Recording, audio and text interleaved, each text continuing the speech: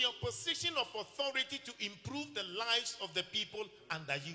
No. Use your position of authority to improve the lives of the people under you. Whether a political authority or a religious leadership authority or a traditional authority, or you are a chief executive in a corporation or head of a department, whatever authority or position you occupy that position with the mindset that you are there to make the lives of people better.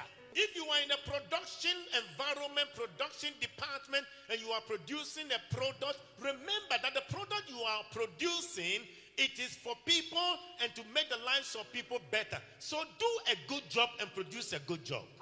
When you are in a position of authority, you are to be guided by these 5 things I would like you to write. 5 things I would like you to write. I want you to take note and I will explain these 5 things. Whichever position you occupy, head of a department, head in the family, political authority, religious authority, whatever position you occupy, you need to be guided by these 5 things. Number 1, write it fair. Fairness, fair.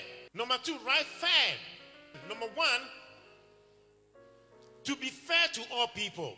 And I'll come back to number 2, to be firm in your decisions. So number 1, I said to be fair to all people. Number 2, to be firm in your decisions. Number 3, to be frank with people. Number 4, to be flexible with people. And number 5, to foster unity among people. These are the 5 F's that you need whenever you occupy any position in life. Whenever a position of authority is entrusted into your hands. I'll come back to the point. But remember, all authority comes from God. Let us establish this. The authority Queen Elizabeth occupied comes from God. That is why the owner of authority can take it back. That is why the owner of authority can take it back. So whatever position you occupy, be conscious that somebody put you there. And you are in that position to serve people. You are in that position to make the lives of people better. So whether you are a men's leader, you are a ministry director, you are a pastor in a branch, you are a religious leader, a political leader, a president of a country, a member of parliament, a minister of government, no matter who you are holding that position on behalf of the people. And so number 1, you need to be fair to all people. Treat people with respect. Treat people with fairness. Treat them not based on tribe, not based upon connection, not based upon you think they are better than others, but treat them as human beings. Treat them fairly, not based on social status. Let people within your jurisdiction know that they are important. And number 2, be firm in your decisions and applications of the rules and policies that will guide you. I have encountered a lot of leaders who are so weak and cannot confront and deal with issues that come to them. But if you are a leader, you need to be firm to tell people if they are wrong, tell them they are wrong. You don't do window dressing. If you are a leader, you must be firm as a leader. You are not a yo-yo leader where they can throw you like a football. You are not like a pendulum where you will swing based upon whatever the people want you to do. You must be firm as a leader. And when you take a decision, you must be firm to defend your decision. But the first F is that you must be what? Fair. And the second F, you must be firm. The third F is that you must also be, you must be frank with people. Again, I have come across a lot of leaders who are not sincere with people, they are not open with people, and they are not frank with people. They are not frank, and you see, most leaders, sometimes the people who surround them are bootlickers. The leader is not doing the right, or there's something wrong, and they are not telling him the truth of it. If you like, read a lot of the biographies of most presidents. They will tell you some of their things that they said they regret. They said that they regret that they get to know after they leave office that the people who have surrounded them didn't help them. They didn't paint the correct picture about what was going on. And sometimes this happens in our companies. People who have surrounded the managing director feed the managing director with wrong information. Sometimes board members feed the pastor with wrong information. Sometimes people who have surrounded the leader feed the leader with wrong information. But if you are a leader, you must be frank with people. I have seen a lot of leaders who are weak when it comes to openness and frankness. You can't be a leader without being frank. Being frank doesn't mean just say whatever you want to say. Say it with respect. And yes, you say it with respect. Number 4, the fourth earth is that you need to be flexible with people. It may appear like a conflict. At one time I said you may be firm. Now I'm saying you should be flexible. You need to be firm when you believe that the decision you've taken is the right thing you need to do. However, when they are giving you feedback and you realize that implementing the decision is creating trouble, be flexible to change. Be flexible to change. And in changing, either you suspend the implementation or you will wait at the appropriate time or you will go back to the drawing table and find out what is it that I need to reconsider and come back with the program again. You don't go back and say, Maka, I'm going to do it. Whether the people like it or not, I will do it. You need to be flexible because you need to find out, is this decision going to help the people? Well, you have a good intention in making sure you've taken the decision. But when you are applying and it's creating problem, you need to reconsider. That is why you must be flexible. So if you're a father and you take a decision and your children are telling you, Daddy, you need to consider A, B, and C. Don't say, I'm the father.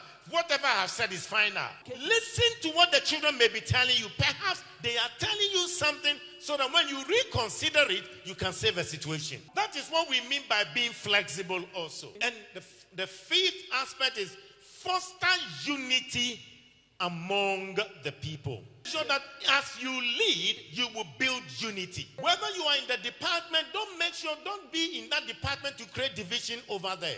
But build the people and let them be united. Your position in life is to serve the people. Don't use your position to amass wealth at the expense of the people. Every time, because you are the managing director, every good thing comes to you and the workers they don't matter. Because you are the head of the department, all the tips come to you, and the people who work with you, you don't share it with them. They work to enhance your office. They work to enhance your office. So recognize what they are doing. So for those of you who occupy any office in life, whether political leadership or religious leadership or any social leadership, note that every position you occupy should improve the lives of the people. For our political leaders, they need to know that the position they occupy is not permanent. And it must be for the improvement and the lives of the people. Because there is a day of reckoning. There is a day of accountability. All leaders must take note that one day they will be called into account. The day of judgment is not only hereafter in life, but the day of judgment would be here on earth also. And this is what African leaders must take note of. And sometimes because our political leaders have weakened and paralyzed our institutions of accountability, our political leaders think they can do whatever they want to do and get away with it. So they can create loot and share. And they forget that because they have weakened the institution, so they think they can have a free holiday. And sometimes in African continent, because some of the political leaders think that they have weakened the judicial system and they have caused the judicial system to protect them, they can have holiday. But hear me carefully. Whether you have weakened the judicial system or not, there is a day of accountability coming.